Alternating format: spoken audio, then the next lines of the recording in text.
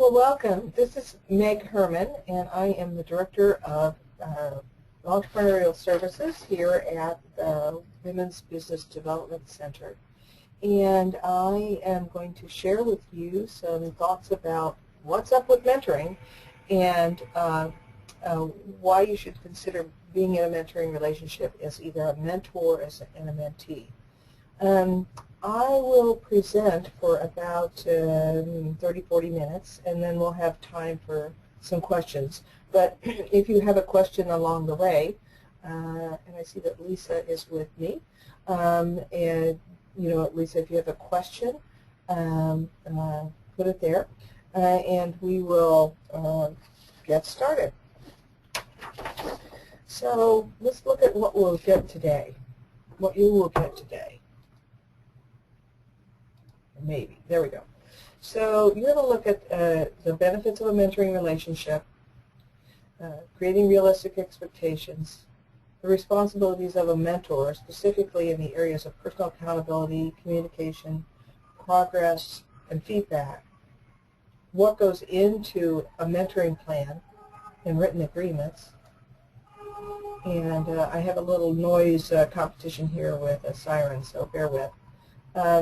The access to an existing mentoring matching program is part of what we'll talk about today. How to create a good request, and how to find mentors and mentees. So let's talk a little bit about who can be a mentor. A mentor is someone with more business experience who serves as a trusted confidant. And she seeks to deepen effectiveness in a specific area that is defined by the entrepreneur or the mentee. It's elective for both parties, and most importantly, it's driven by the mentee. So the mentee needs to be clear about what they want, and they need to be the person who is persisting on the relationship. So who can be a mentor? Really, anyone who has an area of expertise who's willing to share it and learn from the person that you're mentoring as well. If you're 20 years old and you could mentor me on how to use all kinds of apps, macros, or maybe a more sophisticated use of a database, that would be useful to me. I could mentor others in strategic business development, for example, or how to build a business plan, or what goes into market research. So let's talk about the benefits of mentoring to the mentor. One of the things that we have found systematically across a lot of different kinds of mentoring programs is that there are always more mentees, people wanting to be mentored, than there are mentors. And I would put the challenge to you to consider also being a mentor for those areas in which you have expertise. Why? Because entrepreneurs often grow a Lone Ranger culture in their early years, and mentoring can be a catalyst in changing that culture, even if you're not aware of what yours is yet. So here are some specific benefits, and then we'll follow that with some drawbacks for the mentor, the mentee, and their businesses for participating in a mentoring relationship. So you can read the screen. I don't want to say a lot about it, but I do think for a mentor, this can be a very deepening life experience. It can be a great way of giving back to others. The downside is that it takes time, and when you're a busy entrepreneur, time is your most important resource, even more than money, because you only have a limited set of it. So also the perceived benefits may or may not be ones that you desired. Kind of reminds me of Goldie Hawn when she was in a movie, and she said, you know, I kind of want to be in that other army, well, that army that I was recruited for. And so also, maybe you won't have the skills for this role, or maybe you don't want to use those skills.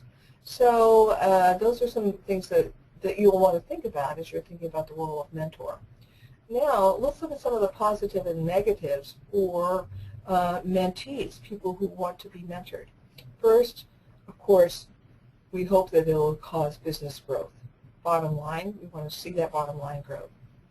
The mentee often experiences personal support, and they learn a lot, as does the mentor. The mentee usually grows in confidence as well as competence in building their business, and they get assistance and feedback on a regular basis. One of the most surprising things for people is how lonely it is at the top, and that's also true for an entrepreneur. There are things you can't share with your spouse, your friends, or your employees or contractors sometimes. So having a mentor is sometimes a great source of honest feedback. And of course, you might get greater work satisfaction. Flip side is, sometimes when mentees get into a mentoring relationship, they neglect their core duties, and so some of the work of the business actually slows down. You could have a negative experience with a mentor. My experience has been up and down with mentors myself, and I think the most important thing to realize is chalk it up to learning. What can you learn even from a negative experience? And sometimes you can often learn more from negative experiences to help shape what you really want. So, negative experiences can also be a positive, but they're usually viewed as a negative. The mentee can often have unrealistic expectations of the mentoring relationship, and therefore expect too much and then be disappointed. They can often become too dependent on the mentoring relationship. And sometimes there can be a role conflict between self and between the mentee and the mentor. And so those are some real issues. Role conflict might be if my mentor, for example, is in a supply chain that I'm using, and we actually might be competing for the same business. Or a role conflict may be another form, and we can talk about that later. If you see another one, we can certainly discuss that. Let's look now at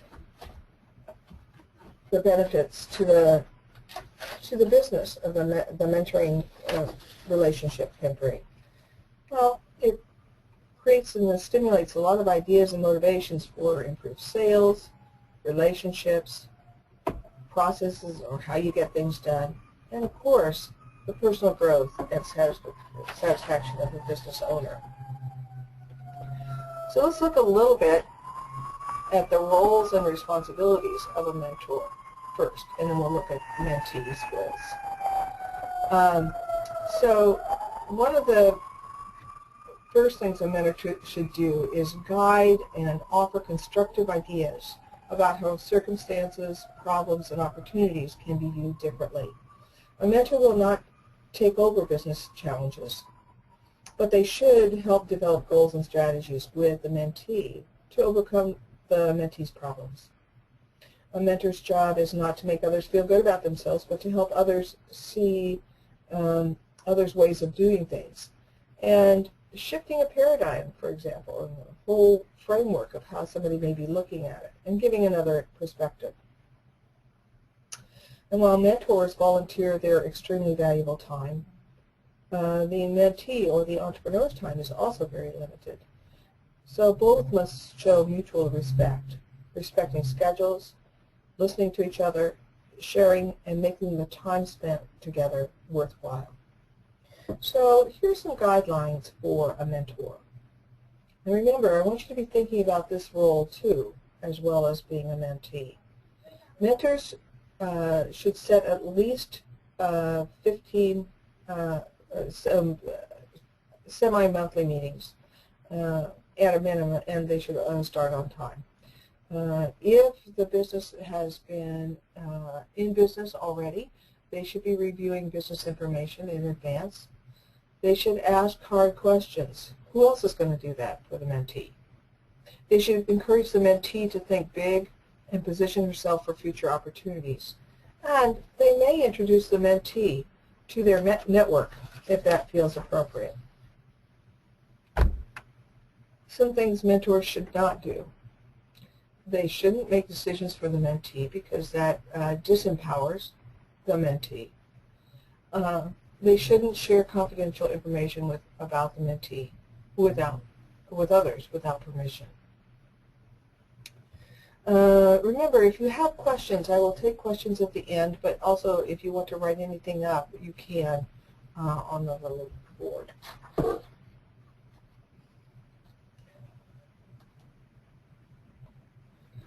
So let's look at the mentee's responsibilities now. Okay, again, you're responsible too for setting semi-monthly meetings at a minimum and starting on time. We request in our program that we have that you dedicate 6 hours a month, 3 hours with your mentor, and 3 hours to work on your mentoring tasks. So those 3 hours might be an hour-and-a-half meeting twice a month, and that may generate up to, if you would call it, homework or action items that you need to work on between your sessions.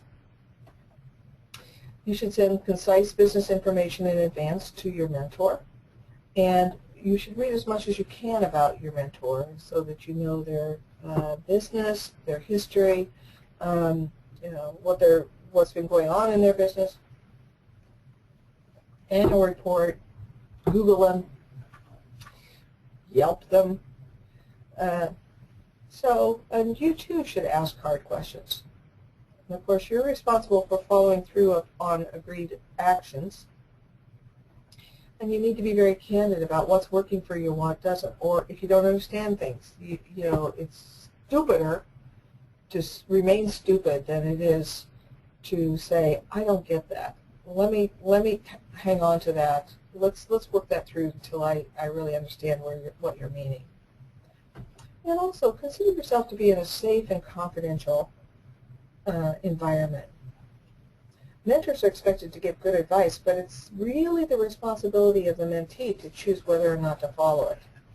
So if you are not interested in listening to each other, then that's probably going to be a waste of your time. So listening is key. Okay, let's look at also some things mentees should not do. You should not ask to borrow money or for an investment in your business. You should not ask for sales opportunities. That's not the nature of this relationship. Nor should you ask for personal favors. Again, there's a higher level of relationship going on here, a consultative relationship, if you will. It's not as transactional as these things imply. So what are you going to do to create a good match? So you have to determine your expectations. You'll want to be explicit before the relationship begins in exploratory talks and throughout the relationship. So you want to stay open. As a mentee, you could be an entrepreneur or someone who's transitioning to entrepreneurship. You could be a nonprofit leader, so stay open to the possibilities. The mentee will be asked to write a brief 1 or 2 paragraphs description of what she'd expect to gain from the relationship, both in the short and the long haul. And, of course, you need to be flexible. Once you've had your initial conversations, ask each other what assumptions you have discovered since you last communicated with each other. Unwillingness to make one's assumptions explicit may be a setup for a future conflict and misunderstanding. If you are a mentee, your expectations are more than, and they are more than you can get from your mentor, or that the mentor is willing to accept, be ready to negotiate in your preliminary discussions what's really realistic to tackle. For example, if you had an expectation of, like, with my mentor, I'm going to grow my sales to $100,000 in 3 months. Well, that sounds, unless you already have a big organization already that's playing in that kind of revenue field, that's probably bigger than one could manage. So you need to look at, like, well, is that even a realistic thing to be even talking about to my mentor? Maybe instead you're going to be talking about, you hope to learn new sales strategies and techniques and structures to help you build your sales. So look what goes into planning the mentoring relationship, because this really helps you solidify your relationship and the expectations. So you're going to have planning questions, and we're going to talk about each of these a little bit more in depth. You're going to have an initial meeting. You're going to have a checklist of logical and content issues. You're going to develop an agreement. There's something called the learning log that's useful. We'll talk a little bit about enhancing the conversations and ending them effectively. So let's look at planning questions first. First of all, you need to know what you're looking for, that you're hoping to get out of the relationship. So you should spend some time thinking about that and, of course, sharing them with each other. How do these benefits connect to your current and future business issues? Whether you're a mentor or mentee, remember mentors will often say that they learn as much from their mentee as the mentee learns from them. So be thinking about, like, how could this help you think through your own business better, or maybe be more strategic? And what do you hope you can do for each other? So if you're a mentee, what do you hope to do for your mentor, and vice versa? So this will help you structure your initial interview. Here's some more questions. What is the one thing you could think about is, what's the most significant thing that a mentee or a mentor should avoid doing? Like, what really bugs you that you don't want to see? Like, if you can't stand somebody chewing gum while you're talking to them, you might want to say, you know, I know it's a little thing, but it really bugs me, so would you mind if we didn't, you know, I really would like for neither one of us to be chewing gum while we're having a meeting. Is that okay? Another thing would be, what concerns do you have about entering into this type of relationship? What are you worried about? Are you worried about being seen as small? Are you worried about being seen as pushy or bullying? And are you worried that your mentor will find your questions too simple or insignificant? So you need to raise these questions, and based on how the conversation goes, you're going to have your answers and determine whether you want to move forward or not. So that gets at some of what problems do you anticipate. But, you know, find out what else would you want to ask. I had a basic rule of thumb when my family used to go off on trips. We would always forget something, literally. 5 or 6 times we went off on a road trip. We would circle the blocks and come back home and get the whatevers. And so what I learned from that was we started asking, what did we forget? What else do we want to find out before we left the house? And we always laughed about it, but you know what? We always remembered something else too. So you can translate that into your mentoring relationship as well. It's like, pretend you parted already. What do you wish you'd asked that you didn't?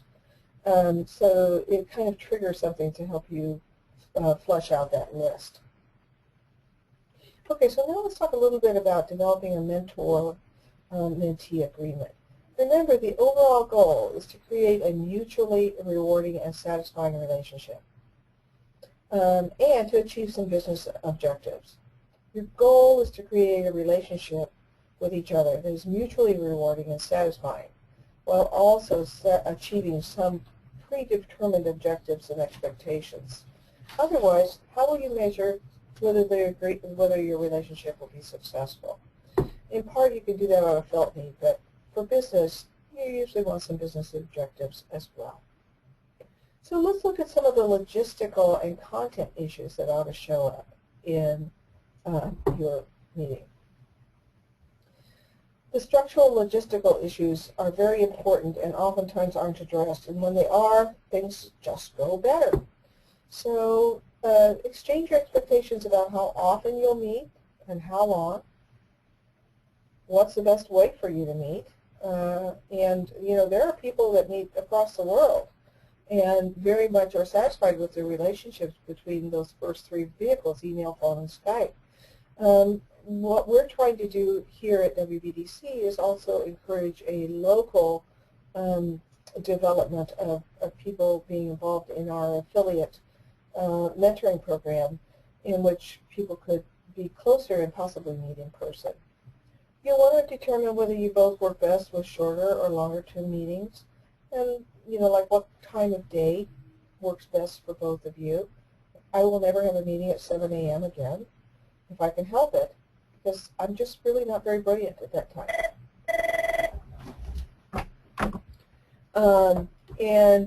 So you also want to discuss the importance of keeping a mentoring learning log, which we will hope to have talked about by the end of the session. And you want to talk about what's okay to share and what's not. And so at the end of our first meeting, set 3 to 5 future meetings. You'll want to talk about the commitments for both of you between now and then. Maybe there's a resource as a mentor you're providing. And then also, what do you want to make sure you talk about at your next meeting's agenda? So those are some of the structural things or what I call the mechanical things that you'll want to work out ahead of time.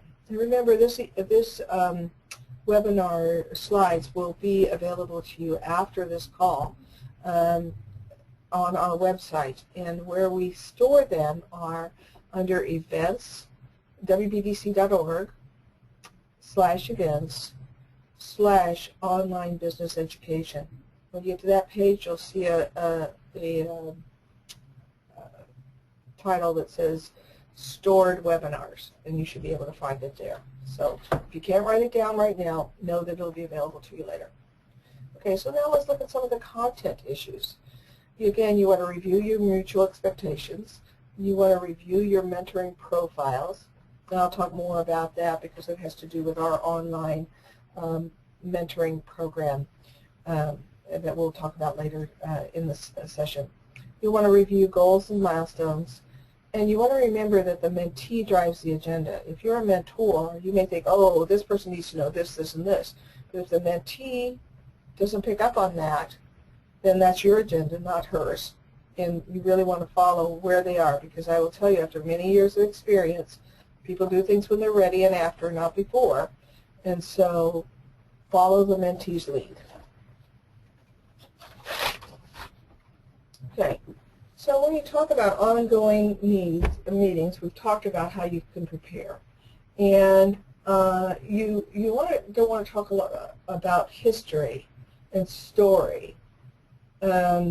History and story is very entertaining, but it doesn't necessarily move people forward.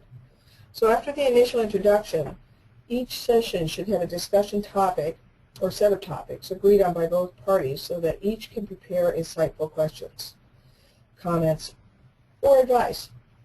If information is essential to speak on the topic intelligently, then, as we said before, the information should be sent at least a week in advance so it can be read prior to the meeting. Both parties need to make a commitment to look forward, not back, and maintain a strategic focus. In our program, there's a systematic touch point after 10 days where you can each fill out both the mentor and the mentee can fill out a survey after 10 days to evaluate how good is this relation for us. And if it's not good, then you can break it right then.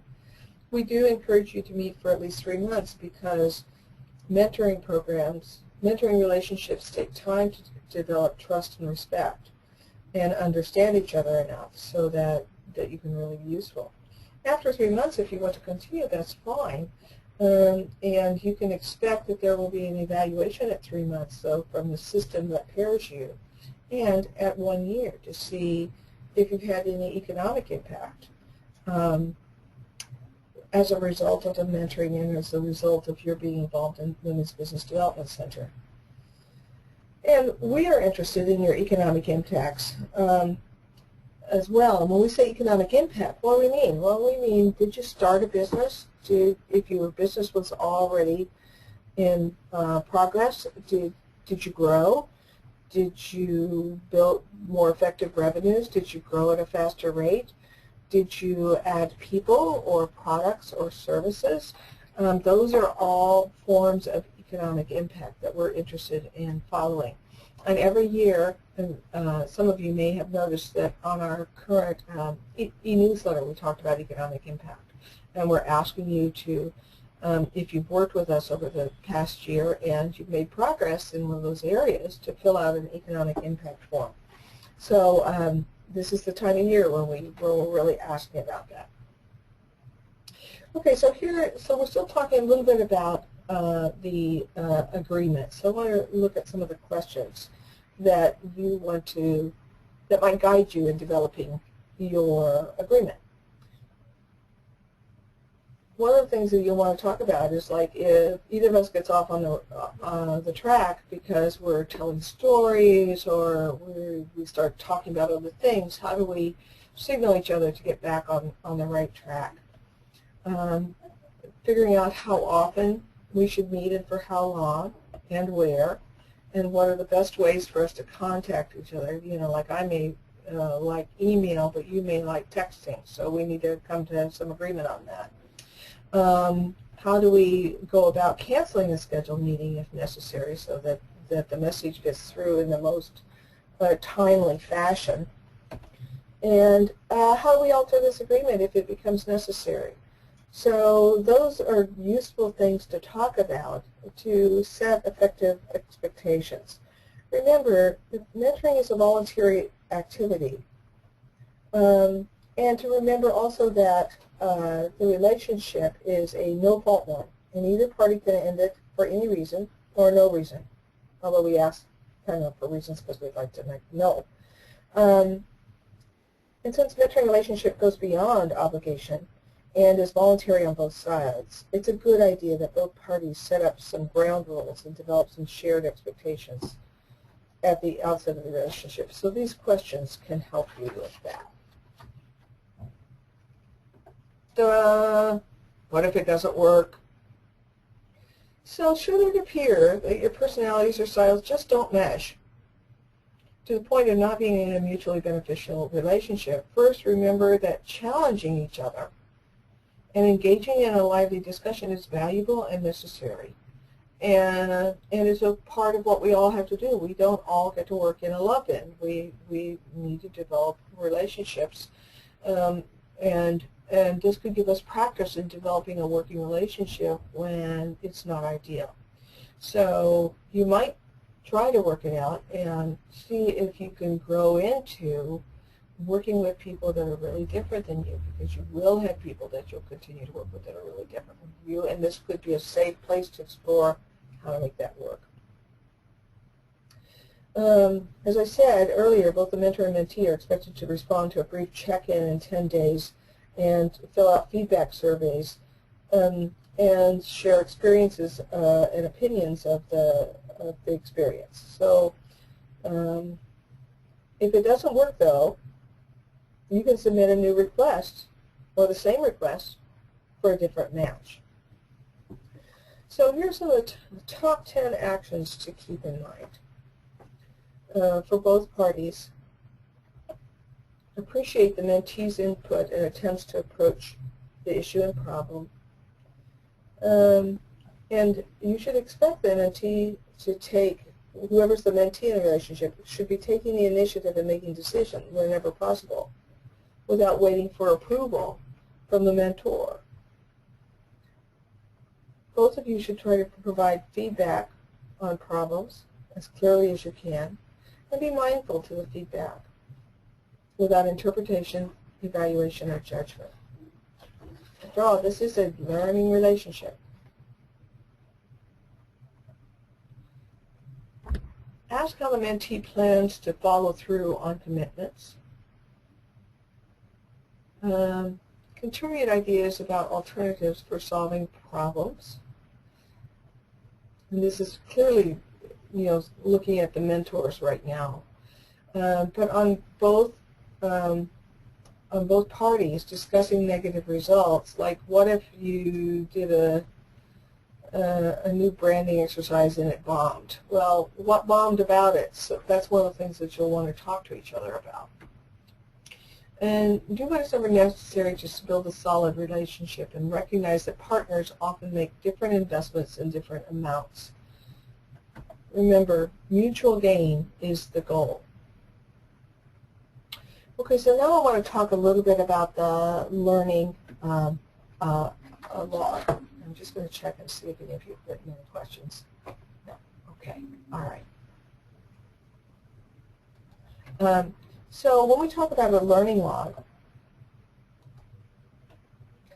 you want to, of course, create keeping a journal of some sort, which is always a good idea to have sort of a written place to, and some people do this on their phones now because they find that if they write down on a piece of paper, they lose it, but it's always in their phone. So however this works for you, keep track of the date and time of each meeting and conversation.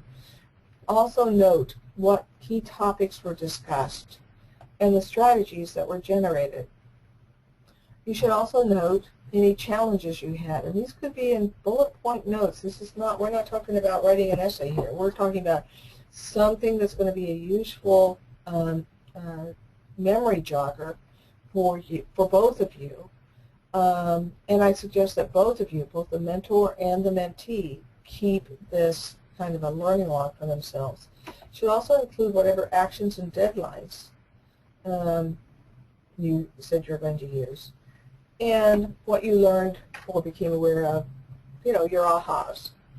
I will tell you that in my role here at the Women's Business Development Center, we don't call ourselves mentors. We call ourselves either coaches, consultants, counselors, business advisors. And this is something that I keep. And when at the end of every free session that we have, which is all of them, I put these things down so that I can remember. And I ask the client to do that as well.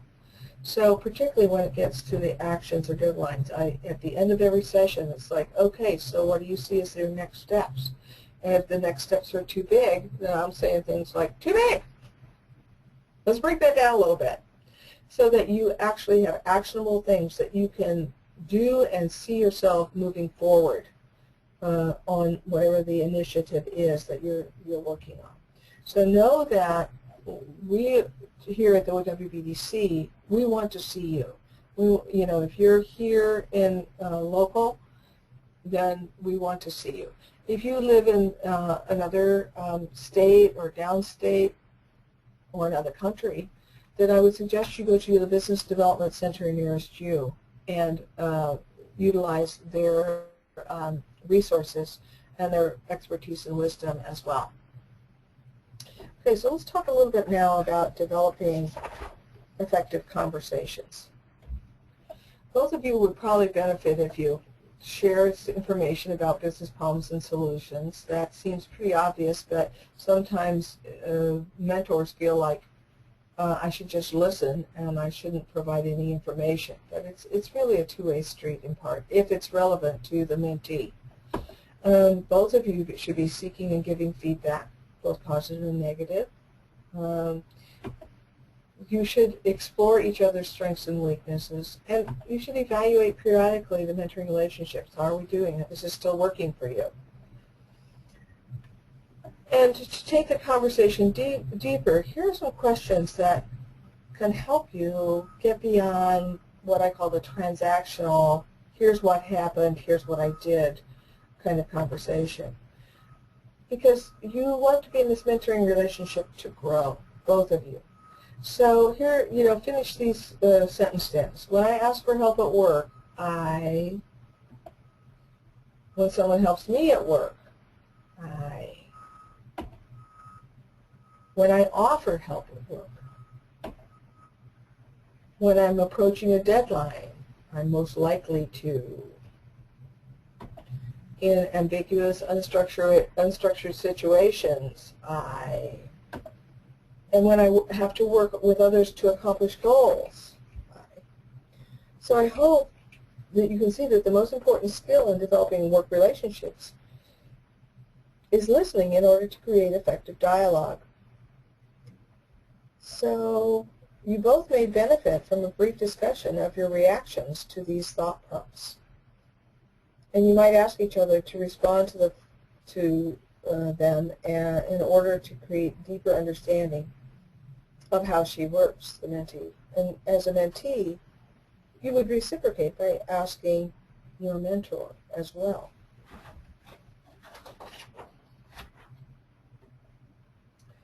What doesn't help? Now this seems counterintuitive to some of you, I'm sure, but giving advice, criticizing, building barriers, discounting, or rescuing never help. Don't really help as much as having the honest and authentic dialogue. So you think, well, giving advice, isn't that what I'm supposed to be doing here? Well, giving advice can actually shift the responsibility for making a decision from the mentee to the mentor and curtail growth. If the mentee accepts the advice and applies it successfully, the mentor has encouraged dependency and may either be seeking credit, or the mentee will possibly undeservedly give the mentor credit, as opposed to looking at what did they do specifically to really make that work using that information. So you don't want to create dependency, and also if the advice does not work, then you often get then the mentor gets the blame. When we talk about criticizing, many people feel that there's no such thing as constructive criticism, no matter how helpful the giver's intent. By definition, criticism is evaluative and judgmental, and therefore usually perceived as threatening. And most of us resist listening to criticism.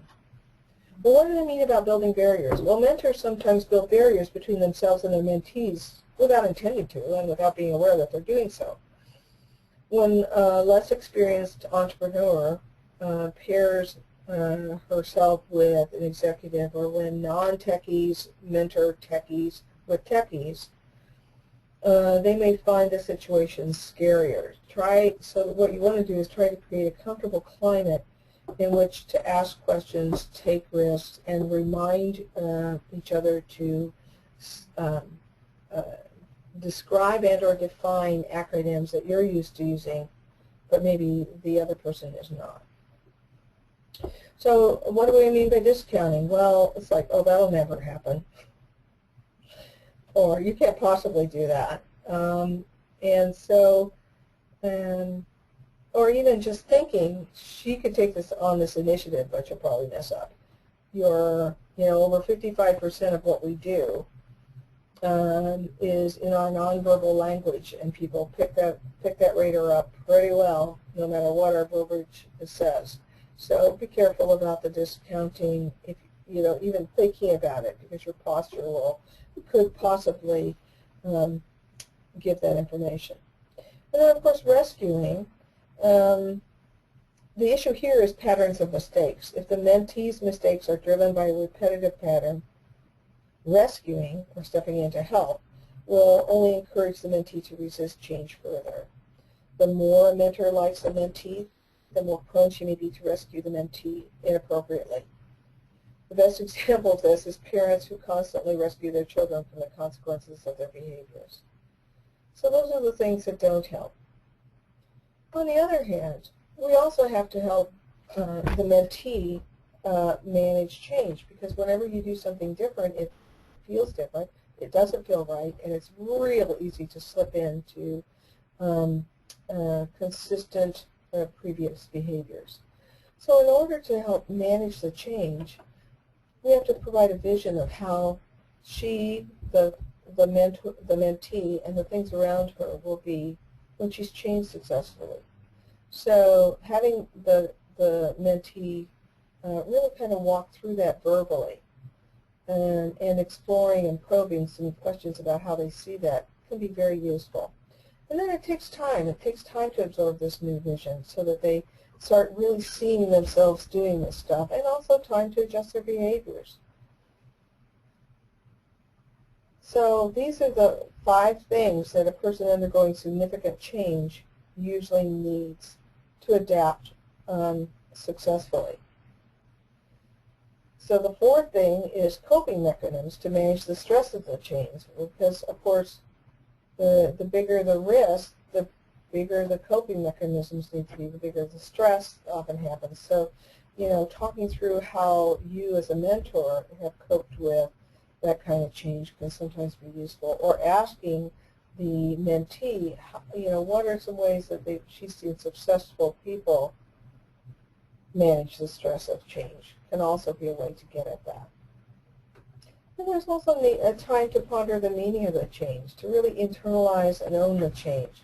There are, you know, if any of you have smoked and then gone through a smoking process, you know, to stop smoking, the first 3 levels of change are all internal to the person and not visible to the outside.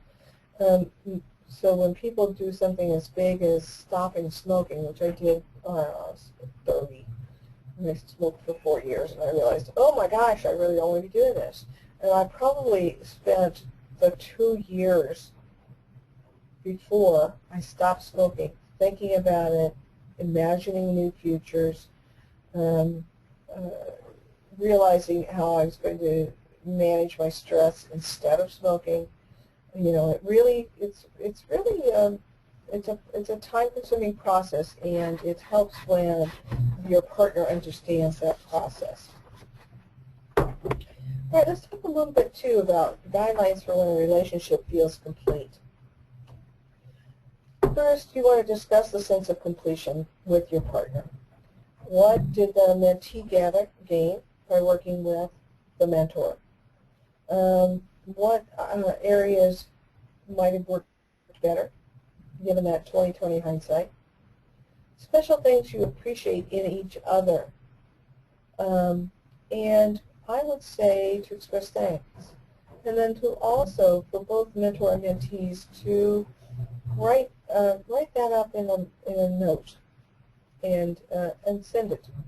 And handwritten notes are so special because we very, very rarely get them anymore. But it really usually has great meaning for people. So, and if you can't do that, then, you know, some way that you can express, the relevant way that you can express thanks. It doesn't take money, it takes thought.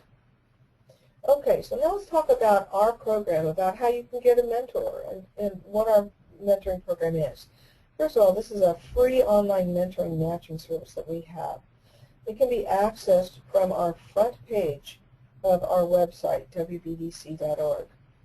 And you'll see one of Small Business Mentor sort of in the center of the page. And how it works is you go to the page that you click on from the front page. It'll tell you all about it.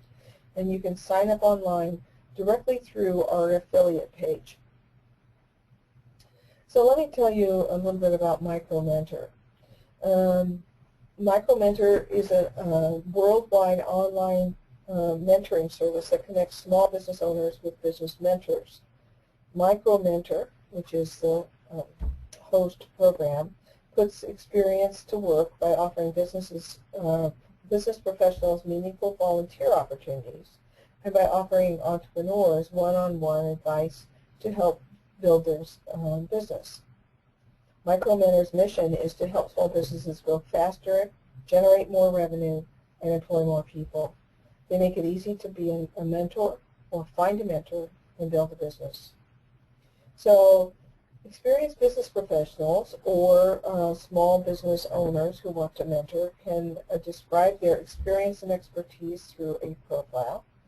And mentees or entrepreneurs who want to work with a mentor, they also describe their business and they describe their mentoring goals. So members are always in control of who they connect with.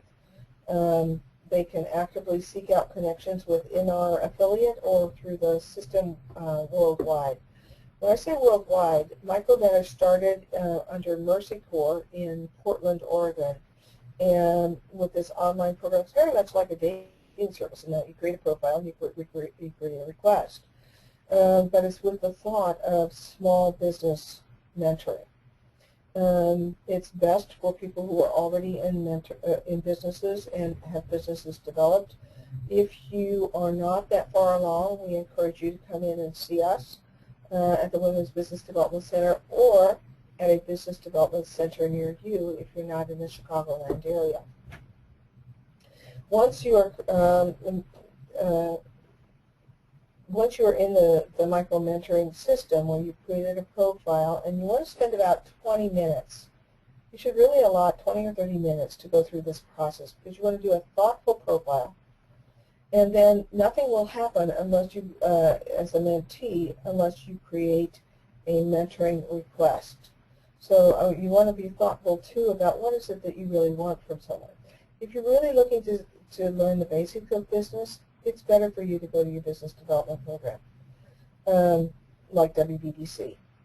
And the reason why I say that is then you'll make better use of your mentor with more specific needs that you could not get met from these other widely available free resources to you. Also, you can look within our affiliate and you can look within the whole system. The whole system is nationwide, plus Canada, Mexico, Ecuador, Costa Rica, and Tunisia, I think. And they're continuing to make their services available worldwide. The whole system has about 6,000 mentees and about 600 mentors. In our program, we have about the same proportion, only we have about 150 or 60 mentees and, in the low teens mentors. So you're probably going to want to look around in the system for mentors if you don't come here first. But you can actively seek out connections. You can look at other people's profiles and problems there in terms of the mentees and what their requests are. And once you're connected, then the relationships progress over email, telephone, Skype, Google Chat, and when possible, in person. So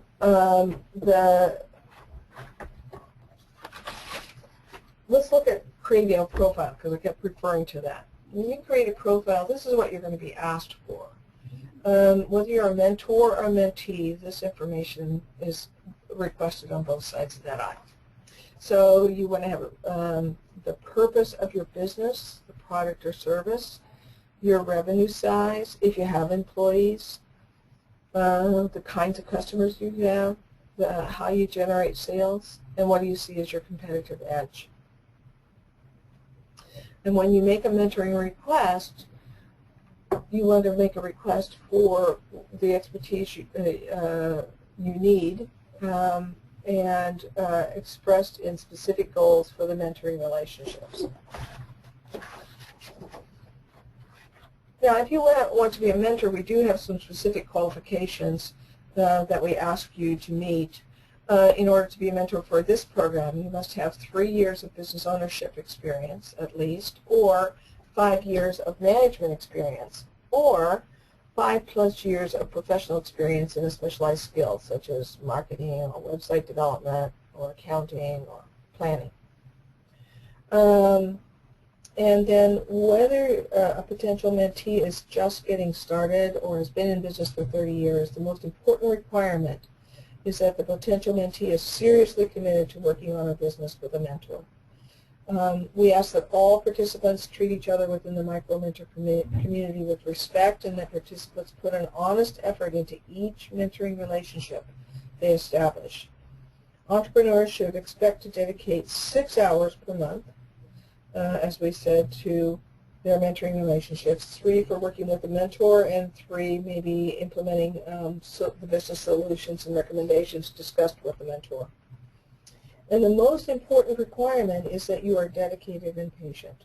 We ask that all participants treat each other in the mentoring community with respect, and participants put forth the honest effort as they develop that mentoring relationship. So here's where you go. So you can sign up through our WBC affiliate page, and again, you can also go to our web page at WBDC www.smallbusinessmentoring.org, and go to the front page, and you'll see again Small Business Mentoring. And so that kind of concludes my remarks, and I want to make sure that I answer any questions that you have. And I see I do have a question. So how long is a typical mentee-mentor relationship before it's time to terminate? That's really decided by the parties involved. In the micro-mentoring program, we ask you to commit to 3 months because it takes time to build an effective relationship. But I also know that some micro-mentor relationships that started in this program, not ours, but the national program, lasted as much as 3 years. I hope that answers your question, Lisa. Okay, I'm going to open it up now. So I'm going to turn on the mic, I hope, since I see no other questions, and we can have a little bit of a conversation.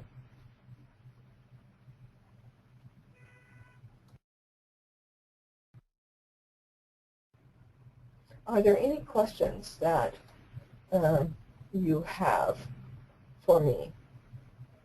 Any other questions you have for me?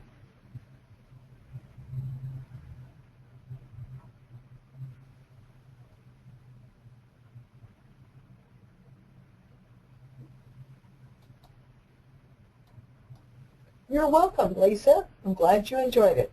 All right, if there are no other questions, thank you for coming, and we'll hope to see you at the WBDC in the near future.